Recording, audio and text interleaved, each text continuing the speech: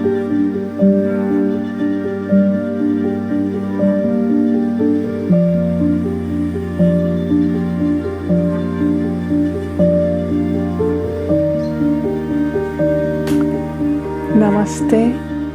and welcome to class, and thank you for sitting with me with your undivided attention. And today's class I would like to talk about ancestors and the different kinds of ancestors. When we think about ancestors, we immediately think in mother, father, and all the ones that have come behind us. But that is in reference to a linear time where the past exists and the future exists. But I want to take you today to a more timeless understanding of ancestors, because this is the base of the first chakra and how we can be comfortably grounded with all the information that we have received, and we are able to activate the parts that we have signed up to upgrade from that lineage. So the first thing is, what is the first ancestor? What is the biggest ancestors you have? And the bigger ancestor that gives you the form is the combination of the 5 elements. And in the 5 elements, there are certain, not only memories, but also frequencies or combinations that determine very much what kind of body you have. So if you can imagine that you are a soul that is coming to Earth, and you see Earth and say, oh, I would like to learn humility, let's say, or an aspect of love that I don't understand. And then you start descending through the channel of mutual agreement with mother and father, because both they get pregnant of you, one physically and one at the level of the soul. But you are receiving that information. As you descend more and more into the density of Earth, you are also receiving all the information of the 5 elements. What is the condition of the air element in the planet? What is that is predominant memories in the air, in the fire, in the waters, in the ether is more space, and in the earth herself. And in that, I want to give you a little bit of break down the elements, because it's not only what we understand as the fire or as a water. It is an entity based on the chemical table. So, for example, the iron is the more dense in the chemical table, and is related to support, to the density, to the kapha dosha, to the stamina. While the oxygen or hydrogen is a little bit more airy, so it gives you a different kind of outcome in your body. So you have all the permutations of the chemical table, and that is massaged or organized by the entities of the 5 elements. You don't imagine the impact of the 5 elements in the way you think, the way you love, and the way you interact, and the way you express yourself. But that's another chapter. So that first density of the earth, of the planetary memory, is your first and more expansive ancestor. Is the one that you cannot escape, and that you are embedded. Your soul is embedded in those elements. So you start your first relationship with the elements, with the human ancestry. The second type of ancestry is once you are in the human form, you belong to the human collective. There is not only your clan, but it's also the humanity clan. In what state of development they are, in what state of consciousness, where is the massive desire of humanity, in what direction it wants to go. Do we want to evolve or do we want to devolve? So you are contributing beyond time or space is the probabilities of humanity that is like a beehive, right? That have a direction, that have a force, that have a movement of evolution. And you are very, very important, because in the moment that you bring the information that is clear and pure from your soul, you don't conform to that collective agreements of humanity. And you need to be very naked about that. So what kind of race is the human race, right? If there were an extraterrestrial looking at us, how it will understand us, what they will observe on us. Planetarily, how we treat each other, how we love each other, how we what drive us, and what are our level of consciousness, level of love, level of compassion.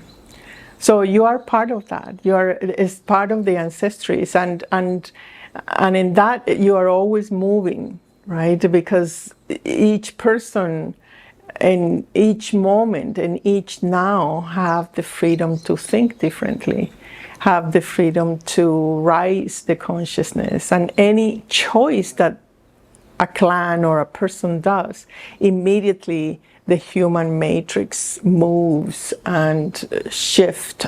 Therefore, you naturally get informed of that shift, and you have to respond in one way or another one. And you may say, oh no, all this information, I don't receive it. You say, yes, you do receive it, either in your sleep or in your inspiration, that connection with the heart. The hive have a communication system, and is through the biology, through the elements, and through that heart connection that you're being informed. Then it comes your ancestors, right? And that is a specific clan. And let's say you have 600 years of ancestors. You say, how many ancestors do you think there are in 600 years? Well, it's more than 1 million people. It's a lot of branches that are connected to you, and you are part of it. And that branches have, again, a level of consciousness and some challenges that is asking their matrix to resolve. Let's say if that clan is in front of violence, or is in front of the issue of the illusion of not feeling good or feeling worth, that you have to upgrade. That it will come as part of your makeup. And when you work on yourself, you are voicing and touching different parts and individuals of that ancestries.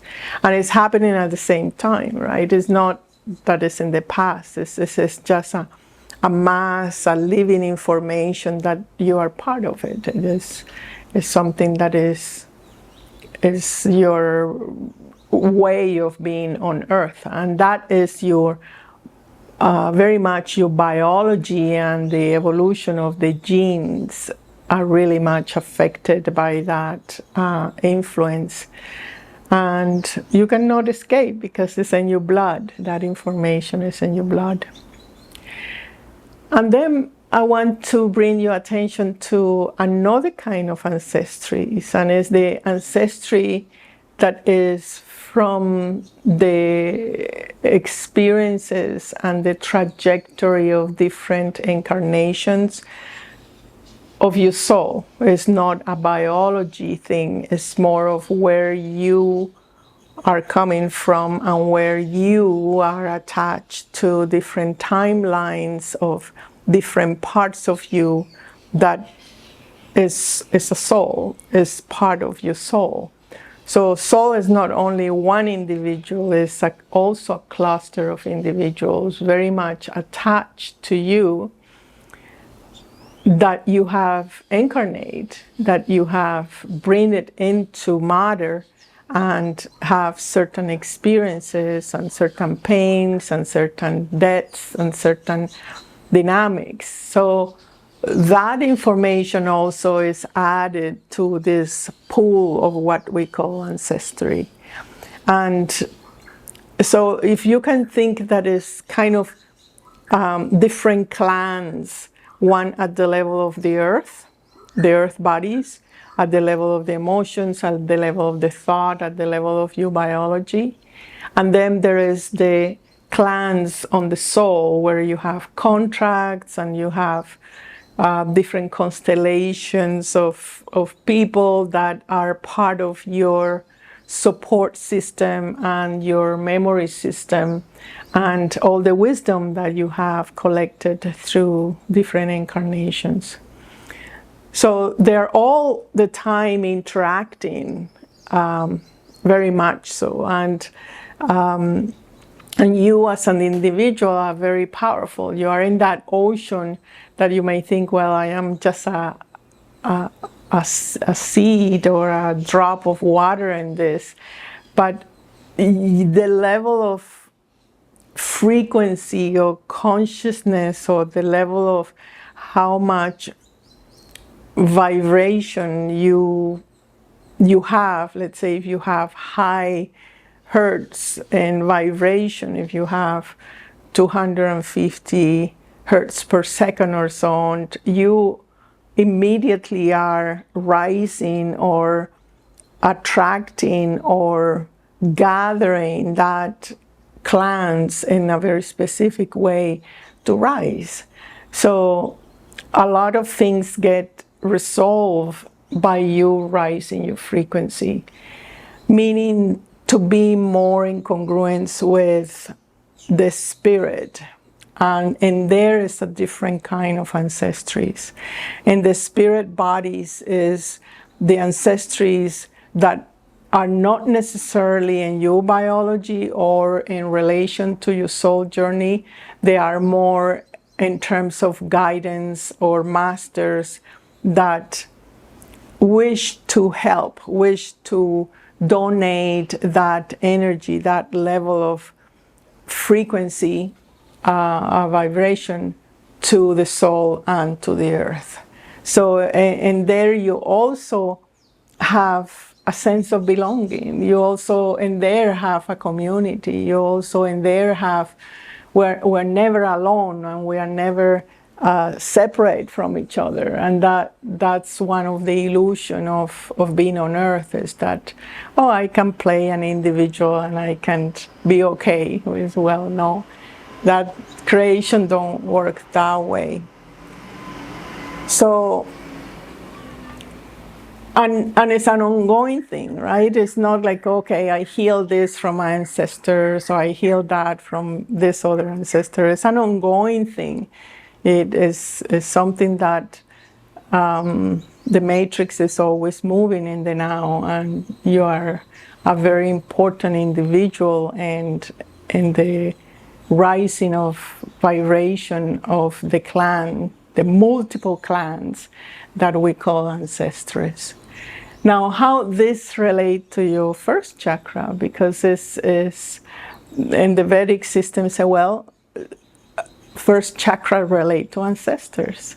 It relates of how we see them, how we relate to them, and they serve as the first embodiment, the first ground. You say, well, it's the grounding thing, and that's also a word that we need to explore, of how you really understand grounding in relation to ancestries, because it's not something that is unique to you or to your presence. Is more a collective acceptance of who you are and how you interact with this incredible, fascinating matter, and that is intelligent, that is loving, that belongs to you, and that you belong to it, and that is always caring for you, and that is always asking for you to cross limitations. Thank you so much for sitting with me, and I will see you in our next class. Namaste.